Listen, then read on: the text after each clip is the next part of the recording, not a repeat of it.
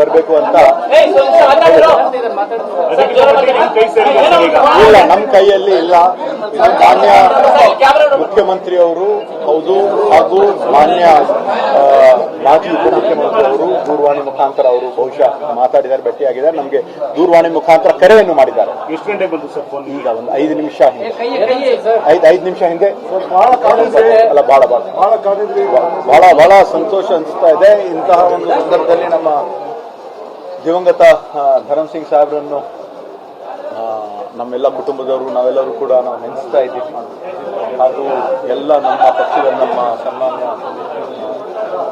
ರಾಹುಲ್ ಗಾಂಧಿ ಅವರು, ನಮ್ಮ ಮತ್ತು ಸೋನಿಯಾ ಗಾಂಧಿ ಅವರು, ಅಖಿಲ ಭಾರತ ಕಾಂಗ್ರೆಸ್ ಸಮಿತಿ ಅಧ್ಯಕ್ಷರಾಗಿರುವಂತಹ ಮಲ್ಲಿಕಾರ್ಜುನ್ ಖರ್ಗೆ ಸಾಹೇಬರು, ಸನ್ಮಾನ್ಯ ಸಿದ್ದರಾಮಯ್ಯವರು, ಸನ್ಮಾನ್ಯ ಡಿ ಕೆ ಶಿವಕುಮಾರ್ ಅವರು, ಸನ್ಮಾನ್ಯ ಡಾಕ್ಟರ್ ಪರಮೇಶ್ವರ್ ಅವರು, ಪಕ್ಷದ ಎಲ್ಲ ವರಿಷ್ಠರು ಹಾಗೂ ಎಲ್ಲ ನಾಯಕರಿಗೆ ನನ್ನ ಮೇಲೆ ಒಂದು ವಿಶ್ವಾಸವನ್ನು ಇಟ್ಟಿದ್ದಾರಂತ ಅವರಿಗೆ ನಾನು ಧನ್ಯವಾದಗಳನ್ನು ಇಷ್ಟಪಡ್ತೇನೆ. ಮತ್ತು ವಿಶೇಷವಾಗಿ ಎಲ್ಲ ಜನರಿಗೆ, ಯಾಕಂದರೆ ಇವತ್ತು ನಾನು ಇಲ್ಲಿ ಇದ್ದೀನಿ ಅಂದರೆ ನಮ್ಮ ಕರ್ನಾಟಕ ರಾಜ್ಯದ ಕಲ್ಯಾಣ ಕರ್ನಾಟಕದ ಕಲಬುರಗಿ ಜಿಲ್ಲೆಯ ಮತ್ತು ವಿಶೇಷವಾಗಿ ಜೇವರ್ಗಿ ಮತಕ್ಷೇತ್ರದ ಪ್ರತಿಯೊಬ್ಬ ಜನರಿಗೆ ನಾನು ಧನ್ಯವಾದವನ್ನು, ಕೈ ಮುಗಿದು ಧನ್ಯವಾದವನ್ನು ಹೇಳಲು ಇಷ್ಟಪಡ್ತೇನೆ. ಇಲ್ಲ, ಒಂದು ನಿರೀಕ್ಷೆ ಇತ್ತು. 2023 ಕೂಡ ತಪ್ಪಿತು, 2018 ತಪ್ಪಿತು. ಆದರೆ ಯಾವಾಗಲೂ ಕೂಡ ಒಂದು ನಮ್ಮ ತಂದೆಯವರು ಹೇಳಿದ್ದಾರೆ, politics is a waiting game ಅಂತ, ತಾಳ್ಮೆಯಿಂದ ಇರಬೇಕಂತ ಹೇಳಿದ್ದಾರೆ. ಅದನ್ನು ಅವ್ರು ಹೇಳ್ತಕ್ಕಂಥ ಒಂದು ಹೆಜ್ಜೆಯಲ್ಲಿ ಹೋಗೋಕ್ಕೆ ನಾನು ಪ್ರಯತ್ನ. ತಮ್ಮ ಹೆಸರು ಮತ್ತು ಬೇರೆಯವರ ಹೆಸರು ಸಾಕಷ್ಟು ಚರ್ಚೆ ಆಯಿತು. ಕೊನೆಯದವರೆಗೂ ಕೂಡ ಇವಾಗ ಪಕ್ಷದಲ್ಲಿ ಕೆಲವು ಸತಿ ಬಹಳ ಒಂದು ಒತ್ತಡ ಇರ್ತದೆ, ಹೆಚ್ಚು ಕಡಿಮೆ ಆಗ್ತದೆ. ನಾವೆಲ್ಲ ಒಂದು ಶಿಸ್ತಿನ ಸಿಪಾಯಿ.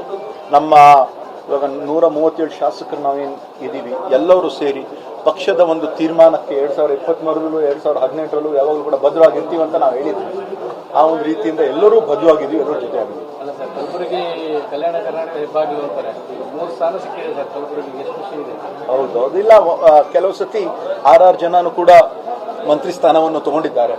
ಒಂದು ಸಂದರ್ಭದಲ್ಲಿ ಸನ್ಮಾನ್ಯ ಮಲ್ಲಿಕಾರ್ಜುನ್ ಖರ್ಗೆ ಸಾಹೇಬರು, ದಿವಂಗತ ಧರಮ್ ಸಿಂಗ್ ಸಾಹೇಬರು, ದಿವಂಗತ ಕಮರುಲ್ ಇಸ್ಲಾಂ ಅವರು, ಬಾಬುರಾವ್ ಚಿಂಚಿನ್ಸೂರ್ ಅವರು, ಬಾಬುರಾವ್ ಚೌಹಾಣ್ ಅವರು, ಮತ್ತೆ ಮಲ್ಕ ರೆಡ್ಡಿ ಅವರು ಕೂಡ ಎಲ್ಲರೂ ಕೂಡ ಒಂದೇ ಸತಿ ಮಾಲಿಕೆ ಗೊತ್ತಿದ್ದಾರೆ. ಅವರೆಲ್ಲ ಒಂದೇ ಟೈಮ್ ಮಂತ್ರಿ ಆಗಿದ್ದು. ಸೊ ನಮ್ಮ ದೊಡ್ಡ ಜಿಲ್ಲೆ ಇರುವ ಕಾರಣದಿಂದ ಹೆಚ್ಚಿನ ಮತ್ತೆ ಹೆಡ್ ಕ್ವಾರ್ಟರ್ ಆಗಿದೆ, ಕಲ್ಯಾಣ ಕರ್ನಾಟಕದ ಹೆಡ್ ಕ್ವಾರ್ಟರ್ ಆಗಿದೆ. ಆ ಒಂದು ಕಾರಣಕ್ಕಾಗಿ 3 ಸ್ಥಾನ ಕೊಡ್ತಕ್ಕಂಥ ಒಂದು ತೀರ್ಮಾನ ಮಾಡಿದ್ದಾರೆ. ಅವರಿಗೆ ನಾನು ಎಲ್ಲರಿಗೂ ಧನ್ಯವಾದವನ್ನು ಹೇಳ್ತೀನಿ.